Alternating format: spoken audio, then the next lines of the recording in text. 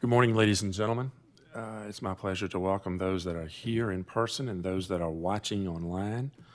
I will call our December work session to order. And before we get started, I want to say that most of you probably know that former Mayor Sid Newman passed away last night.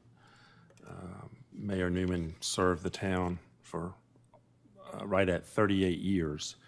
He served as a town councilman from 76 to 1998 and from 98 to 2014 as mayor. Interesting tidbit there, when he became mayor in 1998, I took his spot on council, and then when he retired as mayor, I took his spot as mayor. My succeeding him is going to end right there. But he served with distinction. He clearly had the town of Farmville's best interest at heart, and we all know that his greatest love was the airport and flying, and thus council some years ago named the airport after him. It's now Newman Field.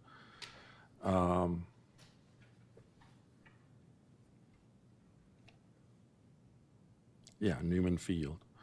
So we'll take just a minute of silence in honor of Mayor Newman's memory and his passing early this morning.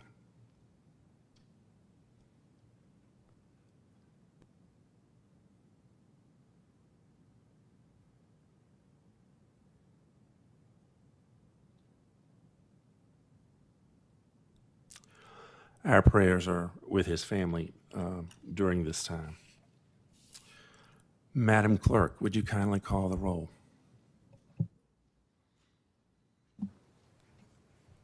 Mr. Reed. Here. Mr. Dwyer. Here. Mr. Hunter. Here.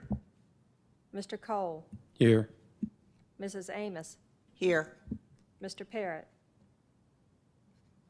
Mr. Vincent. Here.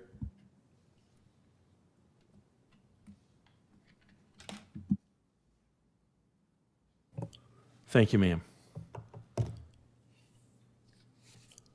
Mr. Davis, I believe we have a recognition of a 25-year anniversary. Mayor, we do. We like to recognize employees that have served 25 years with the town by giving them a gift and recognizing them at a public meeting. And the gift is a Town of Farmville watch.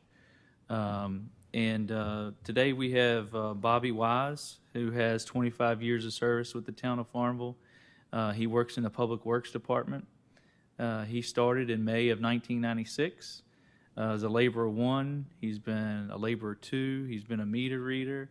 And in 2008, he was moved up to be the supply room technician where he is today. And so, Bobby, you don't find many times today where employees stay with an organization. It's becoming less of an achievement, let's just say, in any workforce these days to have 25 or more years in the workplace. And so we enjoy recognizing them for that. And I'll call Bobby up so that we can give him his 25-year gift.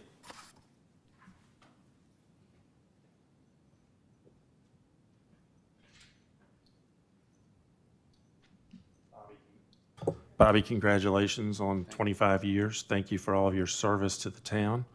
And I assume you're going to do 25 more, right? Maybe. If I last that long. Thank you. Thank you. Wrong hand. Okay. You're welcome.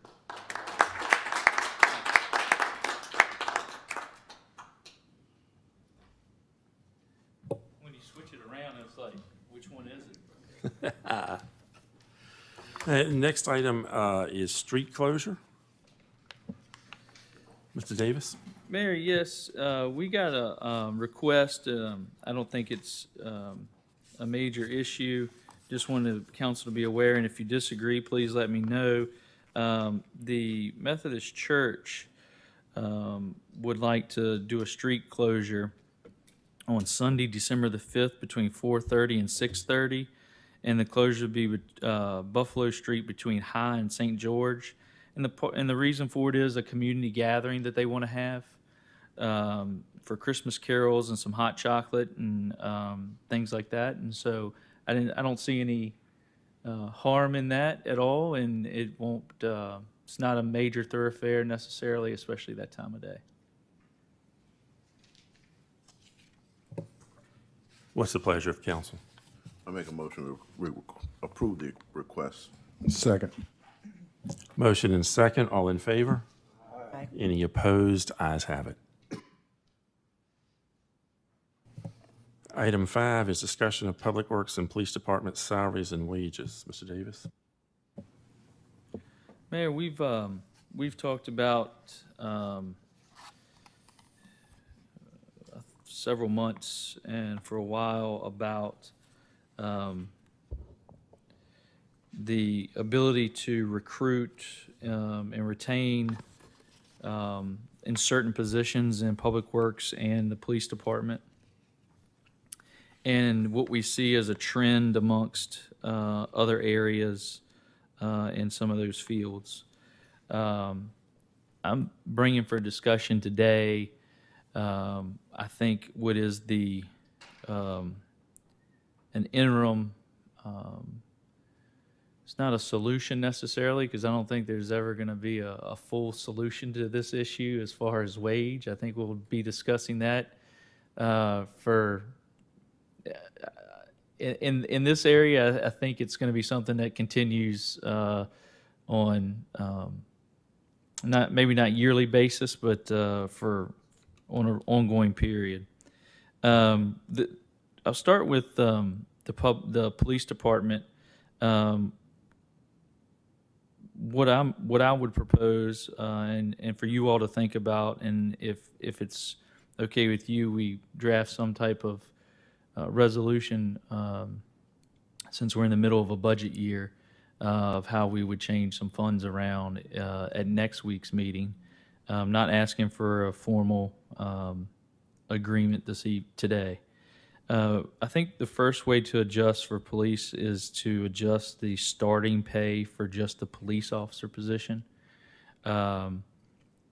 And to be competitive, we've had this discussion of other small towns such as South Hill, South Boston, and some other areas of our size, and how we also compete in our geographic area, is that it would not be out of the need or realm for us not to start at $45,000 for a police officer position. And we would only increase those that make under that new, for existing employees, we would only increase the wage for those that make under $45,000 in that specific position. And by doing that, if you add in FICA, shift differential, retirement, that comes up to a little over $84,000. I've provided y'all this information prior to this meeting. And also, the other thing that we have that we don't have the pleasure of using for other employees is the state provides us every year 599 funding. And it's only used for public safety. It can only be used for public safety, police. And the use of it, we use towards salaries in our yearly, what we get yearly from them. If you remember, this year they gave an additional allotment of 599 funds, but they reserved it for only retention, recruitment, and training. And so it has to be used, I believe, by March of 23. And our amount is $17,482 that we were provided. And what I would recommend is by changing the officer pay, and most of those getting an increase, is that we take that 17,000 under the retention piece of that grant, well, not a grant, that funding, and give each additional employee that's sworn in the police department a one-time $1,000 retention payment, and we would be in compliance with that.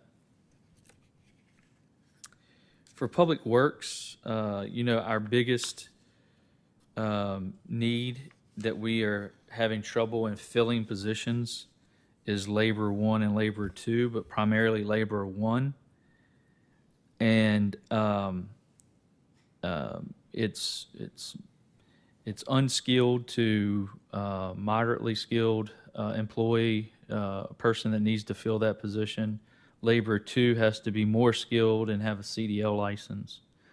And ironically enough, we have about 20 CDL drivers on staff still. Even though we've had some retirements and things like that, we still have quite a few CDL drivers.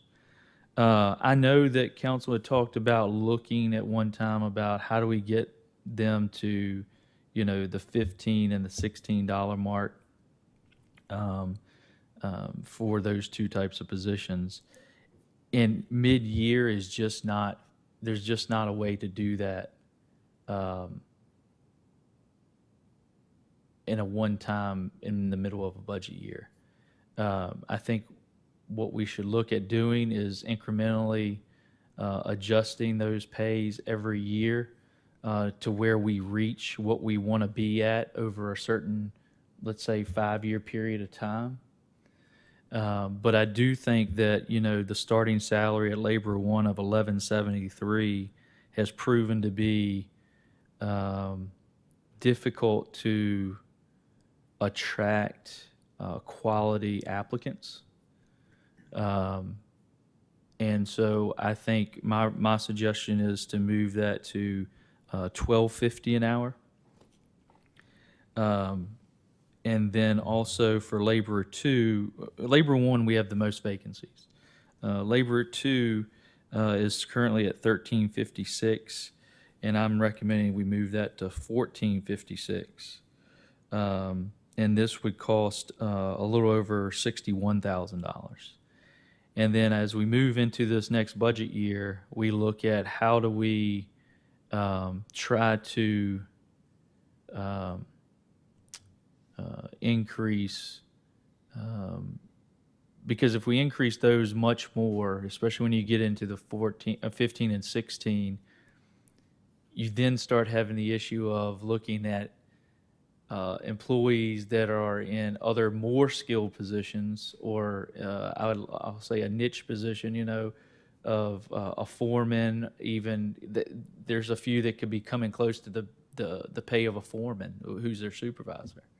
And so, we would need to then look at the organization as a whole of how we gradually change that wage price to where we can retain people that we have, but also recruit more quality applicants. And this isn't something that we're dealing with. This is across the board from local government, state government, and even in the private sector of different job positions at certain levels of skill. That seems to be an issue right now across not just Virginia, but I think probably other places in the United States as well. But those are I'm welcome any questions, any comments. But this is what I believe we can afford in the middle of a budget year, using contingency funds that's in the general fund while not depleting them, so that if we do need to use some for something that may an emergency in the middle of the year, and also we're doing a pretty good job of building a balance so that if something really happened, which we should have, that we could actually pay bills and do those things for a period of time. And that's just being financially responsible, and we're at that point where we're continuing to have some of that buffer that we've needed. The current increases, are they fitting the pay scale that we have now, or do we need to adjust the pay scale? I think that's a whole different topic. You don't just what we're adjusting is the bottom end, but we're not adjusting the top end at this point. And then my second question is, when do we look at the people that are sort of making that salary now and their years of service, and how do we increase those? So in other words, if you have an officer making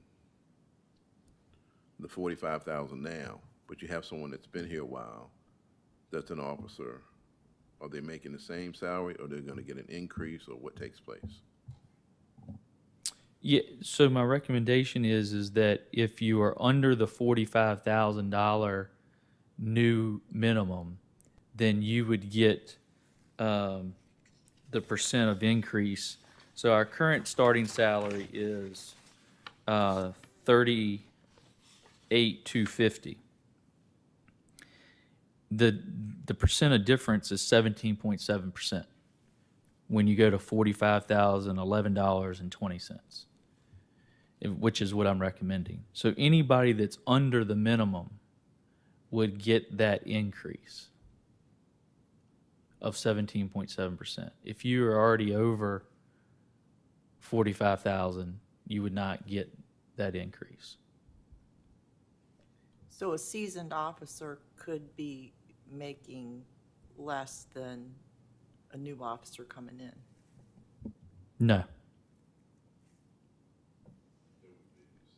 No. New officer's going to get 45. Whatever the officer's making now, they're going to get 17.7%. In other words, I'll give you an example. If somebody makes 40 right now, they're going to make 47. The new person is going to make 45. That's how you break it. Are there going to be any new officers that are close to any seasoned officers? It's got to be. The closest, I mean, I don't know. I mean, by... Because that's going to cause heartburn within the department. It really is. But they're getting the same amount of increase as we're raising the minimum. That's the only fair way to do it. I can't. Yeah. If somebody's starting at, if they make whatever they make now, they're getting the same amount. The percent of increase is what they're going to get to make it over the 45,000. I think what she's trying to say is, if I'm making 47 right now, and someone's making 40, when this is said and done, they're going to make 47, and I'm still making 47. I think that's kind of what. Exactly. Right. We have one person. We only have one person that will not get an increase, according to my records, and that's because that person is already at the maximum highest salary of a police officer. One person is the only one that's not getting an increase in pay. But that's not 47. I'm sorry? But he's not at 47. No, he's at 57.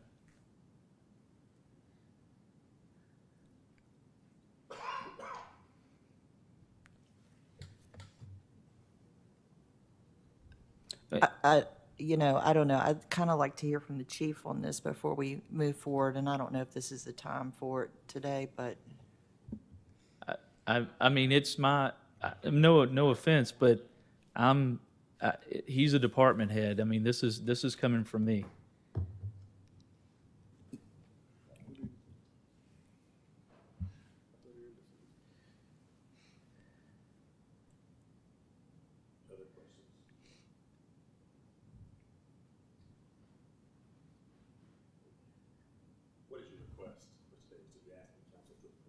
No, I'm asking to think about, you have all the documentation. I'm asking you to consider, I plan to bring a resolution next week to make this effective after the first of the year. And if council has any adjustments, then I'll have to defer it longer than that in order to come back with the figures and how it affects the budget. Any other questions today? Right. The issue at hand is we're making an adjustment in budget, like in the middle of the year, almost to a certain extent. So we're working within a certain confines, and so I think some forward progress is good, and it's going to be an issue, as you said, that we're going to have to continue to look at moving it forward into the next budget season. But at this point, I think we got to move in a positive direction. And this is at least in a positive direction. I guess my only next question, I don't have it in front of me, so excuse me. I guess I look at if they're moving to 45 for an officer, your next position is what, corporal or sergeant? It's a corporal. Okay, and the corporal starting salary is what? There's a minimum, which I don't have in front of me. I only have what they currently make because it depends on where the officer was. I just wanted to know the minimum. Yeah, I don't have that in Okay. front of me. So that's what I was saying about the scale. And I know we have to go, this is going to be a long process, but if the officer's starting off at 45, you can't start a corporal off at 45. That's what I'm saying. So the scale's going to have to change. It is, but it's a separate. I understand. I understand it's separate. I just want everybody to keep that in mind, that it's going to have to change because you can't start an officer off at 45, a corporal off at 43, then a sergeant starts off at what? 47, 48? So you can't have an officer starting off at 45 and a sergeant starting off at 48. So eventually we're going to have this adjustment of the scale. Correct. Okay, as long as everybody understand that. That's what I want everybody to understand. Thank you, sir. Any other questions? You'll come back with a resolution for council next week. Yes, sir.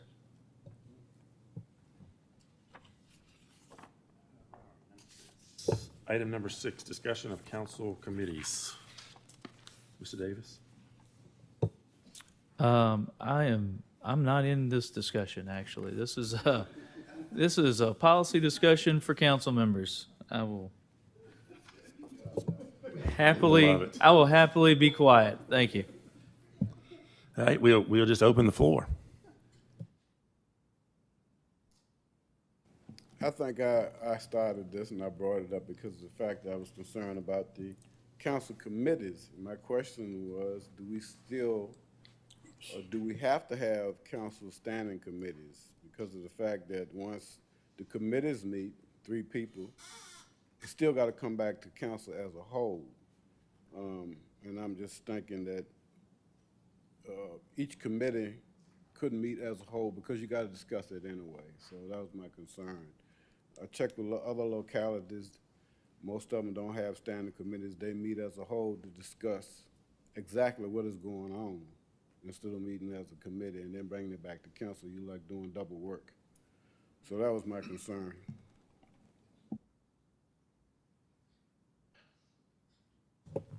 Floor is open. I like the idea of all council people being in on the discussion of these items. I enjoy my time on committees, but I think it's I made the comment before, and I'll say it again. I think that sometimes it's hard to maybe make all the different committee meetings in a month. However, if we had a combined meeting for all committees, I think it would make me a better council person, more knowledgeable on the broad topics that are before us in each of what are now committee discussions. So I would support the elimination of committees. One of the things that I find similar to Mr. Dwyer's, multiple committee meetings, fitting them into the schedule, be a little easier with one central. But the main focus, really one of the main focuses for me is transparency and accountability. And I think being able to have one meeting, we could then, similar to basically like we do here, broadcast and have that available to the public, whereas committee meetings as they are not. I mean, they are available to the public, you can show up, but it's in a smaller room than this. There's not as many seats. It kind of opens it up a little bit, and I think people would tune in a little bit more, as we've seen that they've done with work sessions and with the council meetings as well. So some of that transparency appeals to me, because I'd like to broadcast those committee discussions to the public so that they could be tied in a little bit. And I actually put it out there in a video on my council Facebook page and kind of bounced the idea around of a live video of those committee meetings, and people were very receptive of the idea of being able to tune in and have that accessibility.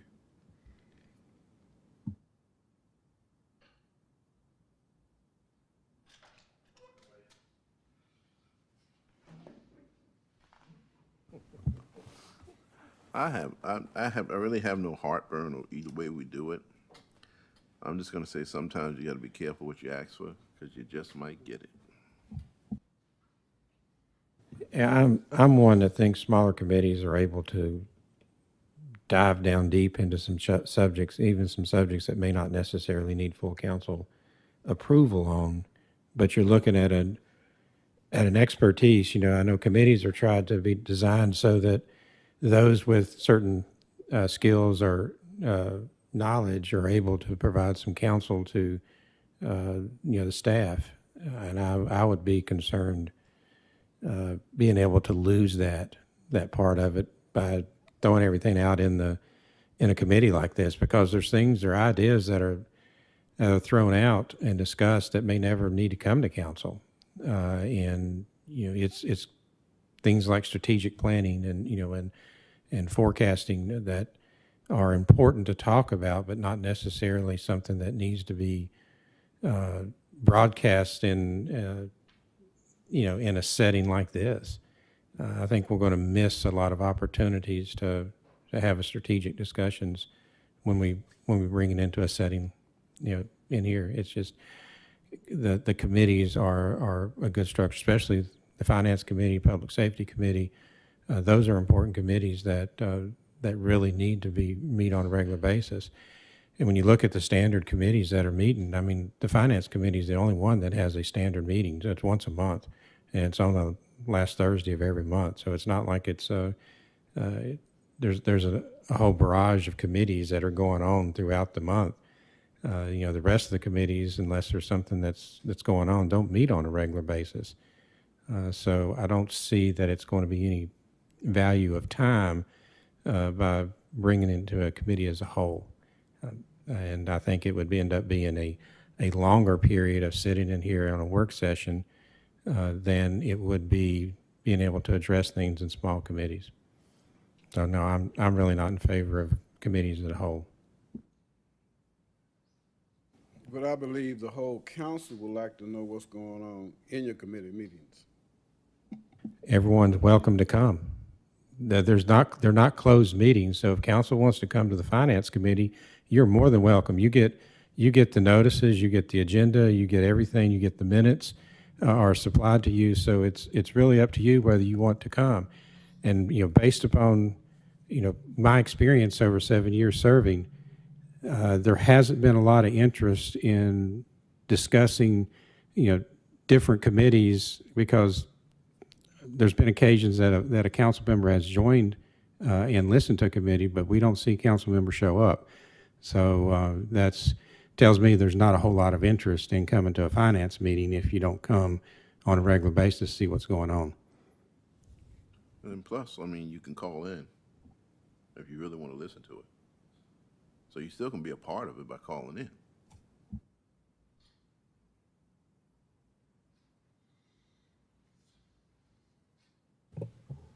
Other comments? I mean, can we wire the town manager's office for live feed of committee meetings? We can. We can just have them up here. No big difference. Let me just make a few comments. I think I have expressed myself before on this, but before council makes a decision, there's a lot of things that you need to think about. And I really do think this is one decision that could vastly impact the town. Mr. Reed, I understand your point, and I understand other towns have done away with committees. But we pride ourselves, and in fact, I say it at every meeting, that Farmville is distinct, it's unique, it's different.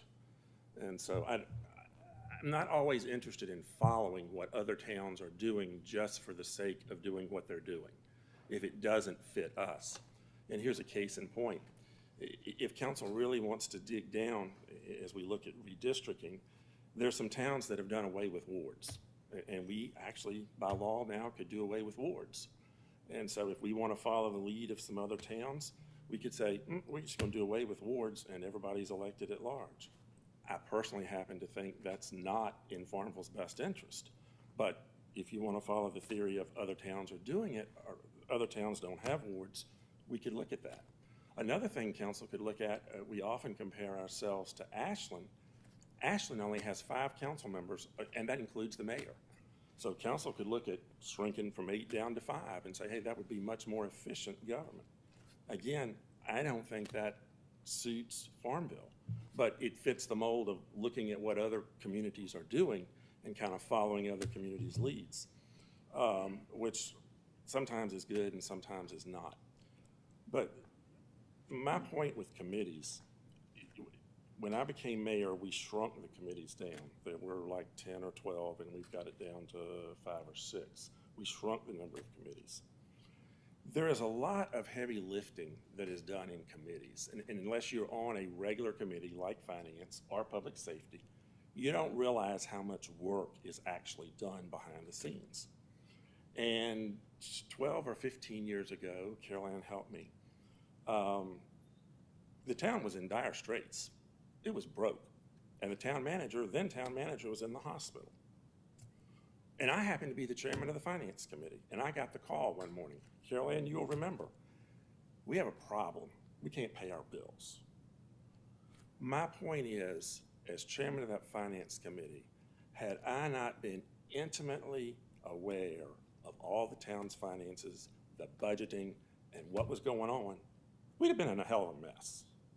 But when I showed up and met with the folks, I had an intimate knowledge of everything.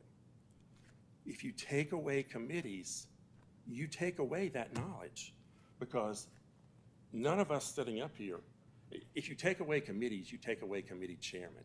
You take away the finance. There are 2 committees. You could do away with all the rest of them but 2, finance and public safety. And when I did committees, I always aligned people's skills and abilities and talents with those committees. I think everybody on here will agree. For the last how many years, Jamie Davis was wonderful at finance. Greg has fallen in and is wonderful at finance. We're fortunate that Mr. Hunter has a public safety background. Sally comes on, that's a perfect committee of people who have knowledge, more knowledge than the rest of us have. If you take committees away and everybody just sits around this table for an hour, hour and a half once a month, you're not going to get that level of knowledge and understanding. And if there are no committee chairmen in those 2 committees, who's going to oversee finances and who's going to oversee public safety? Mr. Hunter, I think you are pretty well deeply ingrained in what's happening in the police department, the fire department. Am I not? I mean, and if you're not chairman of that committee, what happens? And if there's no chairman of finance, what happens? It's important that there is at least a person who is riding herd, for lack of a better word, and the mayor can't do it. The mayor cannot do it. And the other thing, this seems to be a national trend. It has started in Washington and Richmond, and it seems to move down. We all seem to just want to govern by social media. You know, we're looking for the next social media. You know, it started in Washington with tweets from the White House. And you really have to dig in at the local level, learn about what's happening. You know, I was fortunate when I came on that I had the likes of Bill Wall and Buddy Whitaker and Sid Newman and Mike Laffoon, who had all been here for umpteen years and understood. The first thing they told me is, finance, you'll learn a lot. Get on a committee. That's where you really learn what's going on. For new council people, it's a great training ground to learn what's happening. But whatever council decides is fine. I would just encourage you, at least keep finance and public safety, because if you don't, it's going to impact the operation of the town, because there'll be no chairman, there'll be no person to see that those areas are tended to. Mr. Davis and I have had these discussions. This is where we mildly disagree. There is the ideal model of manager-council relations, and council depends on the staff to provide all this information, which I think is wonderful. But I'm of the opinion, based on past experience, that council should not rely totally on the staff to provide all of the information and take everything the staff says. No offense, Mr. Davis. Council should have some working knowledge of their own of what's going on in the town and how things are operating. It behooves the council person and the town to have that independent working knowledge. And some of you sitting up here know exactly what I'm talking about. Well, Mayor, I wasn't saying that we're following other people's leads. I'm just saying Right, how I understand. I feel. I understand. You know, I always think that we need to think as one. We do. Which we don't sometimes, but I'm just saying that's Well, we where- have different opinions sometimes, and that's okay. Right. I mean, a lot of times I've been kidded, the council seems to always vote in lockstep. Rarely is there a split vote on anything. With the exception of Mr. Cole down there on the end, sometimes he's the Lone Ranger, but that's okay. But anyway, we can vote on it next week. Again, I would just encourage to at least keep those two committees. As far as transparency, the committees are open. There are minutes from the committees. We can come up here and the committees can be televised. You know, I will tell you also, no one's sitting around this table, but in the past, particularly with the Finance Committee, I know of at least one person that I appointed for the Finance Committee, and they only stayed on it a year or two, and they asked to come off. They said, I'm not really interested in numbers and all that stuff. So they didn't want to stay on, you know, it takes a special person who likes to dig into numbers to do and to understand the budget like that. So anyway, like I said, think about it. We can vote on it next week. Any other questions or comments? I got a question. When the Finance Committee meets, do they or have they ever gone into a closed session in the Finance Committee meeting to where those closed session minutes would not be relayed to us as a group? Very, very rarely have we gone into a closed meeting, and sometimes when we have in the past, we end up having a closed meeting at council for the same topic. It might be to get rid of, to sell an asset or something. Typically, would be that type of a discussion. I'm really just kind of get facts as far as to see whether or not there's things that we possibly have missed from where y'all may have been in closed session to where it was not relayed to us. And I'm not picking on you whatsoever. I'm just curious to see how it works for information, to try to gather information. Yeah, anytime we would go into closed session, then council would go into closed session for the same thing, and discussion. It's just that, sometimes we want to bounce something off the committee before, taking it to the full council, but that's what we've done. Everything that we do in the finance committee, we will bring recommendations back to council, and it's in the minutes when we do the recommendations. And I'll be glad to answer questions. Anybody, has questions when you get the minutes, if you read the minutes. So, but yeah, we keep everything pretty much on task of our agenda that we have outlined.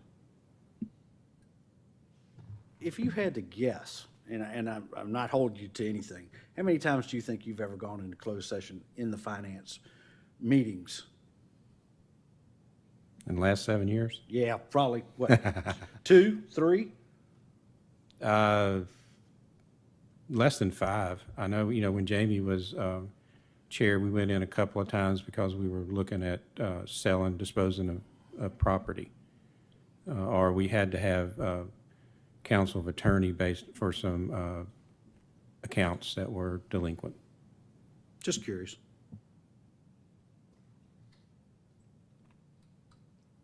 Now, Mayor, I would like to have an explanation. The Personnel Committee, what exactly is the job of the Personnel Committee? When we initially did committees, we did descriptions, but first and foremost is to hire the town manager. And the other thing, I think some years ago, we asked the Personnel Committee to screen applicants for appointments. Of recent, we haven't been getting any applicants to screen, but we asked the Personnel Committee when we have open positions on committees to screen those applicants and make recommendations to council so that council doesn't have to sit here and go through all of those recommendations and try to figure it out. Also, if the town manager chooses to use the Personnel Committee for any disciplinary action or anything along those lines. Again, theirs would be a recommendation back to council.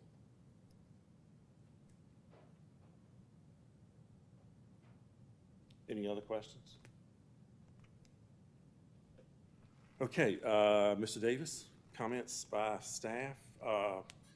You and Mr. Ellington want to go first? I don't have anything else to add today. Except a reminder of the Christmas parade is Sunday, first Sunday in December. Chief? Jillian? If not, yes, sir.